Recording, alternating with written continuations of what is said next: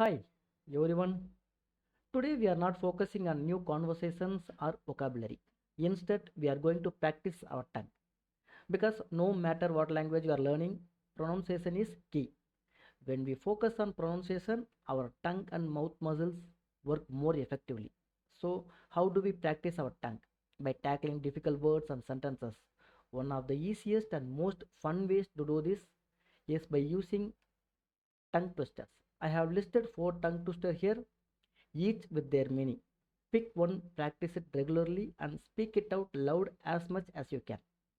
If you stay consistent, I promise you will see a big improvement in your Hindi pronunciation. So choose one, read it carefully, and then keep practicing until it feels natural. That's it. Before dive into it, welcome to the channel Hindi Polyglots. This is Gopinath Subramanyam. As usual, if anyone watching without subscribing, please do subscribe. If you like the content, please hit the like button and show your support. Right? Shall we see the tongue twister? Please come. எல்லோருக்கும் வணக்கம். நம்ம பார்க்க போகிறது நாப்ரல் வாக்கியம் அப்படிம்பாங்க தமிழில். சரிங்களா? Tongue twister வந்து நாப்ரல் வாக்கியம் அப்படிம்பாங்க. இந்த வாக்கியங்களை நீங்கள் படிக்கிறது மூலியமாக உங்களுடைய நாக்கு வந்து அந்த லாங்குவேஜுக்கு ஏற்றாப்புல ப்ராக்டிஸ் ஆகும் அப்படின்னு நம்புகிறேன். ஸோ ப்ராக்டிஸ் பண்ணுங்கள். எந்த டங் ட்விஸ்டர் உங்களுக்கு ரொம்ப ஈஸியாக இருக்கோ அதை ரிப்பீட்டடாக சொல்லி பாருங்கள். கண்டிப்பாக உங்களுக்கு அந்த ப்ரொனன்சியேஷன் இம்ப்ரூவ் ஆகும். சரிங்களா? சரி, நம்ம ஃபஸ்ட்டு நம்ம பார்க்க போகிற நாப்ரல் வாக்கியம் என்ன அப்படின்னா, கச்சா பாப்பட் பக்கா பாப்பட். கச்சா பாப்பட் பக்கா பாப்பட். பாப்பட் அப்படின்னா அப்பளம்னு அர்த்தம். கச்சா அப்படின்னா பச்சையான அப்பளம், பக்கா பாப்பட் அப்படின்னா சமைத்த அப்பளம். சரிங்களா? கச்சா பாப்பட் பக்கா பாப்பட். இது கொஞ்சம் ஈஸியாக இருக்குல்ல? கச்சா பாப்பட் பக்கா பாப்பட். இதே மாதிரி கொஞ்சம் வேகமாக சொல்லி பாருங்கள், உங்களுக்கு இந்த வார்த்தை ஈஸியாக வந்துடும். கச்சா பாப்பட் பக்கா பாப்பட். ரைட். இரண்டாவது, நான் ஃபஸ்ட்டு ரீட் பண்ணிடுறேன், அதுக்கு அர்த்தம் சொல்லிடுறேன், அதுக்கப்புறம் கொஞ்சம் வேகமாக ரீட் பண்ணுறேன். சரிங்களா? ரைட். சந்துக்கே சாச்சானே சந்துக்கி சாச்சி. சந்துக்கே சாச்சா அப்படின்னா சந்துன்னா ஒரு பேர். சரிங்களா? சந்துக்கே சாச்சா அப்படின்னா சந்துவோட மாமா, சந்துவோட அத்தைக்கு. சந்துக்கி சாச்சி, சந்துவோட அத்தைக்கு. சாந்தினி சவுக்மே. சாந்தினி சவுக்மே அப்படின்னா நில ஒளியில், மொட்டை மாடியில் நில ஒளியில். சாந்திக்கே சம்மச். சாந்திக்கே சம்மச் அப்படின்னா வெள்ளி ஸ்பூனு. சாந்தி அப்படின்னா வெள்ளின்னு அர்த்தம். சாந்திக்கே சம்மச் அப்படின்னா ஸ்பூன். வெள்ளி ஸ்பூனில் சட்னி சடாயி. சம்மச்சே சட்னி சடாயி. சட்னியை வந்து ஊட்டினாரு.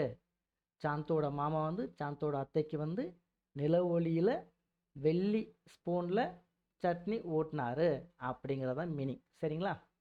ஸோ சந்துக்கே சாச்சானே சந்துக்கி சாச்சிக்கோ சாந்தினி சவுக்மி சாந்திக்கே சம்மச்சே சட்னி சடாயி.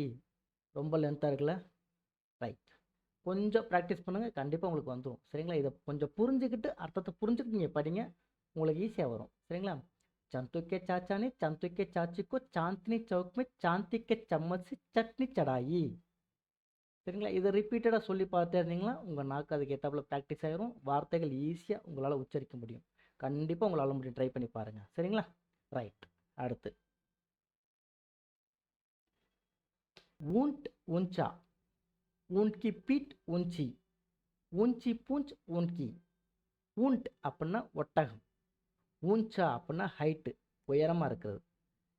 ஊன்கி பீட். பீட்னா முதுகு. ஒட்டகத்தோட முதுகும் உயரமாக இருக்கும். பீட் ஊஞ்சி. ஊஞ்சி அப்படின்னா ஹைட்டு. ஊஞ்சி பூஞ்ச் அதாவது நீளமான வால், உயரமான வால். பூஞ்ச் அப்படின்னா வால்னு அர்த்தம். ஊன்கி ஒட்டகத்துடையது.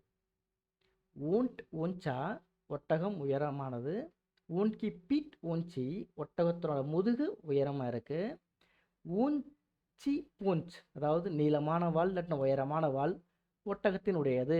ஊன்கி அப்படின்னா ஒட்டகத்தினுடையது அப்படின்னு அர்த்தம். ஊண்ட் ஊஞ்சா ஊன்கி பீட் ஊஞ்சி ஊஞ்சி பூஞ்ச் ஊன்கி.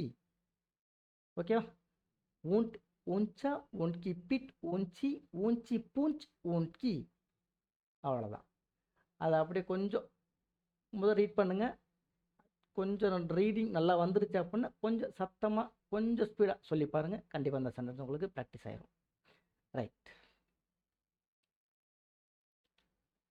அடுத்து வந்து समझ समझ के समझ को समझो समझ समझना भी एक समझ है புரிதலை கவனமாக புரிந்துகொள் புரிதலை புரிந்து கொள்வதே புரிதலாகும் அதான் மீனிங் தமிழே டங் ட்விஸ்டர் மாதிரி தானே இருக்குது புரிதலை கவனமாக புரிந்துகொள் சமஜ் சமஜ்கே சமஜ்கோ சம்ஜோ புரிதலை கவனமாக புரிந்துகொள் புரிதலை புரிந்து கொள்வதே புரிதலாகும் அப்படின்னு அர்த்தம் சரிங்களா சமஜ் சமஜ்கே சமஜ்கோ சம்ஜோ சமஜ் சமஜ்னா भी एक समझ है समझ समझ के समझ को समझो समझ समझना भी एक समझ है ஓகேங்களா இது கொஞ்சம் கஷ்டமாக இருக்கும் ஆனால் படிச்சிங்கன்னா ஈஸியாக புரியும் உங்களுக்கு समझ समझ के समझ को समझो समझ समझना भी एक समझ है understanding understanding carefully understanding is itself un understanding சரிங்களா நீங்கள் இங்கிலீஷில் படித்தது டங் ட்விஸ்டர் மாதிரி தான் இருக்குது அதை கூட படிங்க